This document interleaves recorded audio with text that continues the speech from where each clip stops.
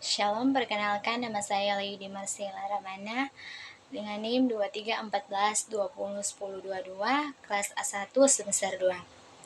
Mata kuliah Pancasila, saya merupakan mahasiswa Fakultas Keperawatan Universitas Pembangunan Indonesia Manado. Di sini saya akan memaparkan materi yang berjudul Pancasila sebagai ideologi nasional.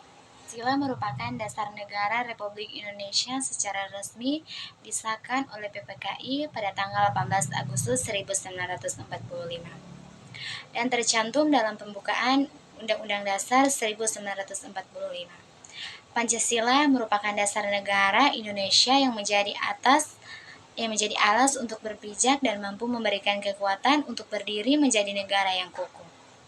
Pancasila sebagai dasar negara berarti Pancasila dijadikan dasar, pedoman, dan petunjuk dalam mengatur kehidupan bersama serta mengatur penyelenggaraan pemerintah negara.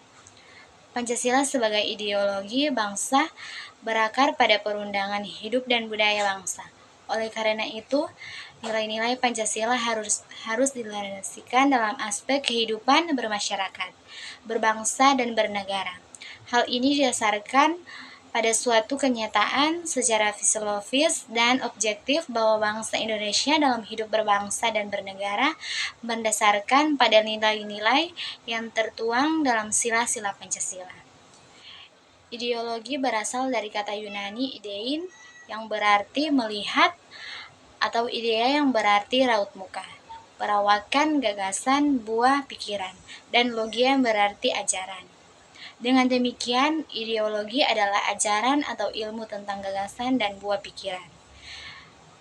Ideologi merupakan gagasan-gagasan dasar yang disusun secara sistematis dan dianggap menyeluruh tentang manusia dan kehidupannya, baik yang individual maupun yang sosial. Sedangkan menurut kehidupan, ideologi secara umum dapat dikatakan sebagai kumpulan gagasan-gagasan, keyakinan-keyakinan, kepercayaan-kepercayaan yang menyeluruh dan sistematis, yang menyangkut bidang politik, sosial, kebudayaan, dan keagamaan. Mengartikan bahwa ideologi adalah sejumlah doktrin, kepercayaan, dan simbol-simbol sekelompok masyarakat atau satu bangsa yang menjadi pegangan dan pedoman karya. Mencapai tujuan masyarakat atau satu bangsa yang menjadi pegangan dan pedoman perjuangan. Untuk mencapai tujuan masyarakat atau bangsa manusia dalam kehidupan bernegara senantiasa memiliki cita-cita, harapan, ide-ide, serta pemikiran yang secara bersama-sama suatu orientasi yang bersifat dalam dasar kehidupan bernegara. Fungsi ideologi dilihat dari kegunaannya, ideologi dapat memberikan stabilitas dan arah dalam kehidupan berkelompok dan memberikan dinamik gerak menuju tujuan masyarakat atau bangsa. Dalam kehidupan, hubungan ini dapat dilihat fungsi penting ideologi antara lain adalah untuk membentuk identitas kelompok atau bangsa dan fungsi mempersatukan. Identitas nasional menunjukkan kesamaan di dalam suatu objek pada suatu waktu, ketetapan suatu pola khas di dalam periode tertentu. Dengan kesamaan pola perilaku dan gagasan yang dimiliki suatu kelompok bangsa menggambarkan karakter bangsa tersebut dan dijadikan sebagai identitas kelompok atau identitas nasional. Dalam fungsi pemersatuan dilakukan dengan relatif kesegamaan atau keanekaragamaan, karena ideologi dapat mempersatukan orang-orang yang berbeda dan menciptakan tata nilai yang lebih tinggi. Ideologi juga berfungsi untuk mengatasi berbagai kelompok dan ketegangan sosial menjadi solidarity making dengan mengangkat berbagai perbedaan ke dalam nilai tata lebih tinggi. Inilah macam-macam ideologi. Yang pertama, ideologi tertutup dan ideologi terbuka. Ideologi tertutup merupakan suatu pemikiran yang tertutup. Menurut Kailan, ideologi tertutup bukan cita-cita yang sudah hidup dalam masyarakat, melainkan merupakan cita-cita satu kelompok orang yang mendasari suatu program untuk mengubah dan membaharui masyarakat. Dalam ideologi tertutup, masyarakat harus berkorban dan bersedia untuk menilai kepercayaan ideologis para masyarakat. Pada ideologi tertutup yang harus taat kepada elit yang mengembarkan tuntutan ideologi dan tuntutan ketaatan itu mutlak dari murni. Ideologi terbuka merupakan nilai-nilai dan cita-cita yang tidak dipaksakan dari luar, melainkan digali dari harta kekayaan, rohani, moral, dan budaya masyarakat itu sendiri. Yang kedua, ideologi partikular dan ideologi komprehensif. Ideologi ini dikemukakan oleh Karl Mannheim yang beraliran Marx.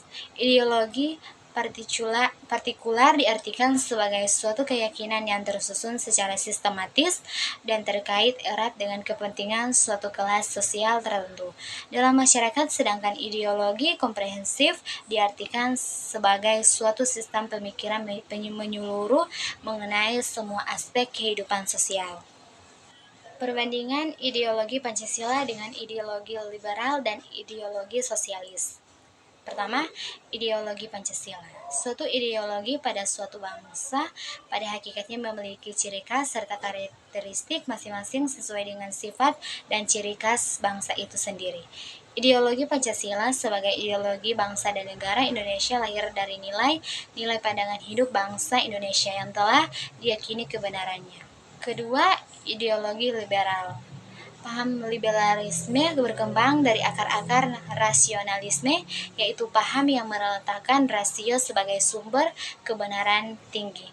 Materialisme yang meletakkan materi sebagai nilai tertinggi, empirisme yang mendasarkan asas kebenaran fakta empiris yang dapat ditangkap dengan indera manusia.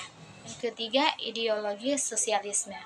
Paham sosialisme merupakan reaksi atau perkembangan masyarakat kapitalis sebagai hasil dari ideologi liberal. Ideologi ini mendasarkan pada suatu keyakinan bahwa manusia pada hakikatnya adalah hanya makhluk sosial saja.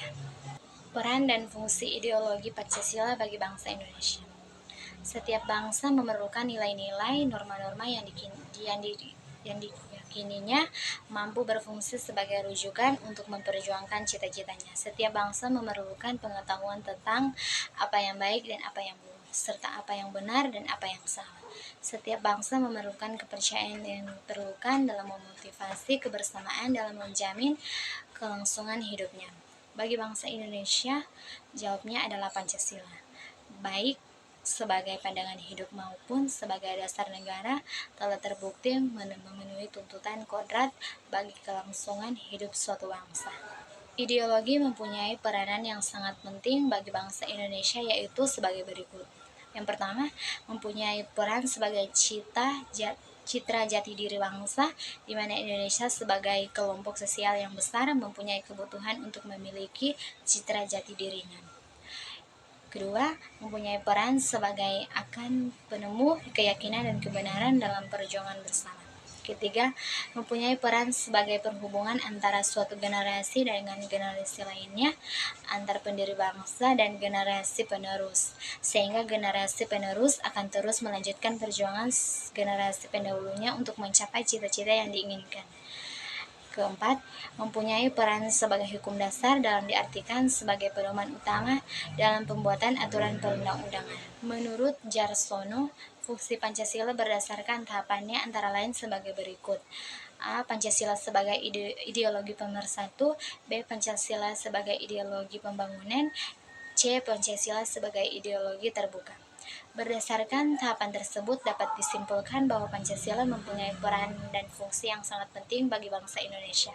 Pancasila sebagai ideologi bangsa menjadikan pijakan bagi bangsa Indonesia dan mengambil tindakan serta merupakan fitur terhadap perubahan zaman sehingga tetap menjadi ada pada masyarakat. Yang saya ambil dari materi yang saya sudah paparkan tadi, ideologi adalah ajaran atau ilmu tentang gagasan dan buah pikiran. Ideologi mencerminkan cara berpikir masyarakat, bangsa maupun negara, namun juga membentuk masyarakat menuju cita-cita. Ideologi berfungsi sebagai pemberian identitas nasional dan fungsi pemersatu. Ideologi dapat dibedakan menjadi dua macam, yaitu ideologi tertutup dan ideologi terbuka, ideologi partikular dan ideologi komprehensif. Demikian pemaparan saya dengan materi yang berjudul Pancasila sebagai Ideologi Nasional. Sekian dan terima kasih.